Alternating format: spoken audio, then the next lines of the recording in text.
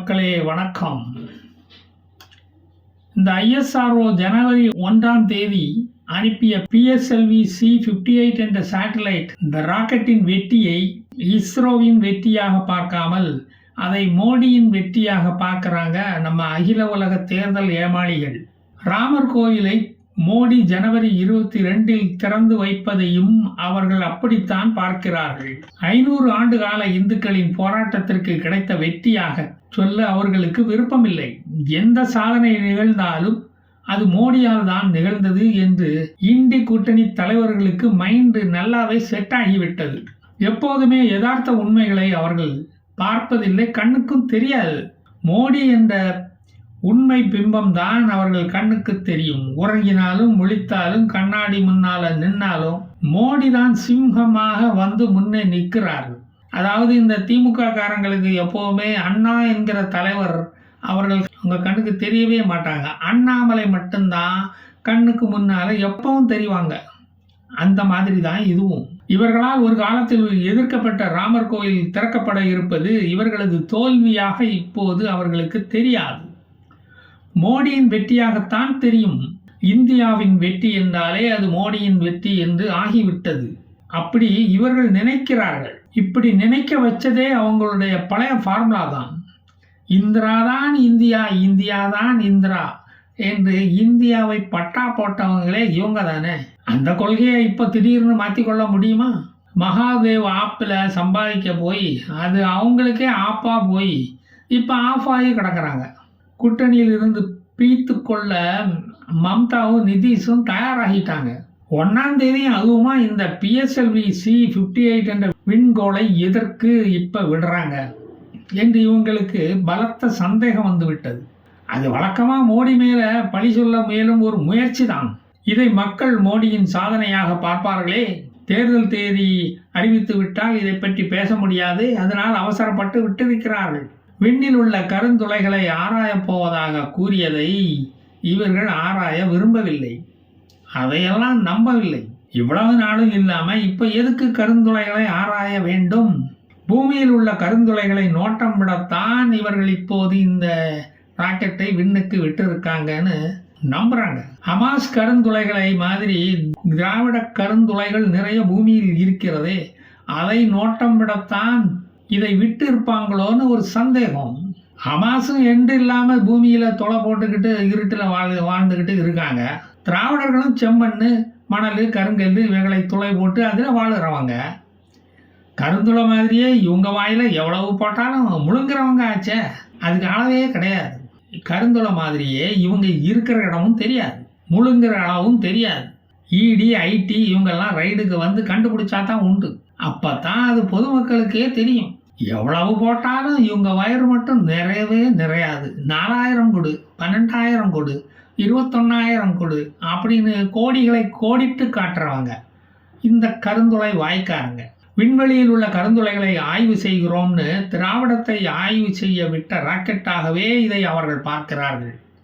இல்லைன்னா 650 கிலோமீட்டர் புவி சுற்றுவட்ட பாதையில் விட்ட சேட்டலைட்டை இன்னும் கொஞ்ச நாளில் 350 கிலோமீட்டராக உயரத்தை குறைப்போம்னு ஏன் சொல்றாங்க? இன்னும் க்ளோஸா போய் போட்டோ பிடிக்கத்தான், வேற எதுக்கு? திராவிடனை ஏமாற்ற முடியுமா? இப்ப திராவிடனையே சிந்திக்க வச்சுட்டாங்க அவங்க. இதெல்லாம் 2024 எலெக்ஷனுக்காக விடுற ராக்கெட்டுன்னு எங்களுக்கு தெரியாதா? மாநில சுயாட்சி கிடைச்சிருந்தா நாங்களும் இதை மாதிரி பல ராக்கெட்டுகளை விட்டு 4 காசு சம்பாதிச்சிருப்போம். தமிழை முன்னேறி விடக்கூடாதே என்கிற கெட்ட எண்ணத்துல தான் இந்த ஒன்றிய அரசு செயல்படுகிறது. தமிழகத்துக்குன்னு ஒரு தனி சேட்டலைட் இருந்திருந்தா எப்ப மழை வரும், எத்தனை சென்டிமீட்டர் மழை பெய்யும், 1 மாசத்துக்கு முன்பே கண்டுபிடிச்சு கரையோர மக்களையும் சென்னை மக்களையும் தூத்துக்குடி மக்களையும் மலைப்பகுதிக்கு கூட்டிட்டு போய் காப்பாத்தி இருப்போம். பிரெட்டு பிஸ்கட் எல்லாம் வாங்கி போட்டு முதல்வர் படம் போட்ட பைகளை கொடுத்துருப்போம். பால் பாக்கெட் வியாபாரத்தையும் வாட்டர் பாட்டில் வியாபாரத்தையும் ஜாம்னு நடத்தி இருப்போம். எங்க வியாபாரம் பெருகி தொழில் வளர்ச்சிக்கும் வித்துட்டு இருப்போம். அதெல்லாம் இல்லாம பண்ணிவிட்டாங்க. மழை பெஞ்சாலே குடிக்க தண்ணி கிடைக்கல, டீ போட பால் கிடைக்கல என்பதைத்தானே மெயின் குற்றச்சாட்டா மக்கள் வைக்கிறாங்க. டிவிக்காரங்கிட்ட அப்படித்தானே சொல்றாங்க. மழை தண்ணீருக்குள்ள இந்த 2க்கும் தானே மக்கள் நாயா பேயா அலைகிறாங்க. அவங்க தேவையை நிறைவேற்றத்தானே நாங்கள் அரசாங்கம் நடத்திக்கிட்டு இருக்கோம். இந்த உதவி கூட செய்ய மாட்டோமா? திராவிட மாடல் அரசு இந்த 2 விஷயத்தையும் கூட செய்ய முடியலன்னா மக்கள், தமிழ் மக்கள் காரி துப்ப மாட்டாங்க? இப்போ கூட காரி துப்பிக்கிட்டு தான் இருக்காங்க. நெஞ்சு சளி இப்போ அவங்களுக்கு அதிகமாகி போச்சு. அதை போக்க தான் மாசு அமைச்சர் ஃப்ரீ மெடிக்கல் கேம்பெல்லாம் நடத்தி போராடிக்கிட்டு இருக்காரு. இஸ்ரேலிய சேட்டலைட்டுகள் ஹமாஸுகளை கண்காணித்து அவங்க மேல குண்டுமலை பொழிகிற மாதிரி திராவிடியன்ஸுகளின் மூமெண்டையும் வாட்ச் பண்ணி ஈடியை அனுப்பி அவங்கள க்ளோஸ் பண்ணுவதற்கு தான் மோடி இந்த பிஎஸ்எல்வி மூலம் திட்டம் தீட்டி இருக்காரோ என்ற சந்தேகம் எங்களுக்கு நாளுக்கு நாள் வலுத்து வருகிறது. ஏன்னா எந்த சேட்டலைட்லையும் இல்லாத எக்ஸ்ரே பொலாரிமீட்டர் என்ற எக்ஸ்ரே கருவி இந்த சேட்டலைட்ல பொருத்தி நம்மளை கண்காணிக்க போறாங்க அப்படின்னு எங்க ஐடி விங் அறிவாளிங்க கண்டுபிடிச்சு சொல்லியிருக்காங்க. அறிவாளிங்க அவங்க சொன்னா கரெக்டாக தானே இருக்கும்.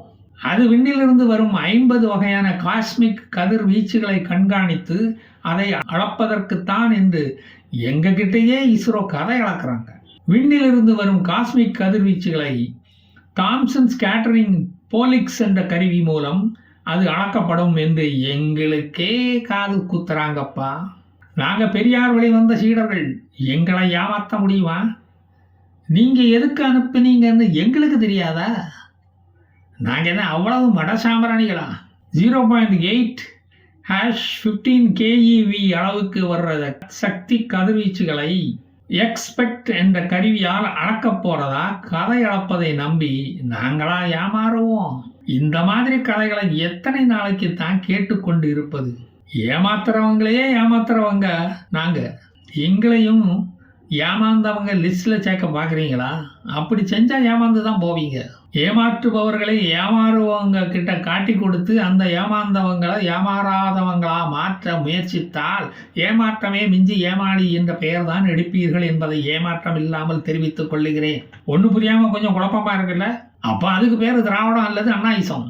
முதலமைச்சரை பக்கத்துல உட்கார வச்சுக்கிட்டே 10 ஆண்டுகால சாதனைகளை மாணவர்கள் மத்தியில் பேசி கைத்தட்டல் வாங்கிட்டு போன மாதிரி 2024 தேர்தலிலும் வாங்கிட்டு போயிடுவாரோன்னு தான் எங்களுக்கு கவலையா இருக்கு. KN நேருவின் கோட்டையை தகர்க்கத்தான் மோடி வந்து இருக்காரோன்னு PSLV C-58 சேட்டலைட் மேல சந்தேகம் வந்த மாதிரி இப்போ எங்களுக்கு இந்த பல்கலைக்கழக பட்டமளிப்பு விழாவுக்கு மோடி வந்ததுலேயும் ஒரு டவுட் இருக்கு. மருண்டவன் கண்ணுக்கு இருண்டதெல்லாம் பேயா தெரியுதே. சரி மக்களே, நீங்கள் சிந்திப்பதற்காக இதை சொன்னேன். நான் மீண்டும் ஒரு பதிவில் மீண்டும் உங்களை வந்து சந்திப்பேன். ஜெய் ஹிந்த்.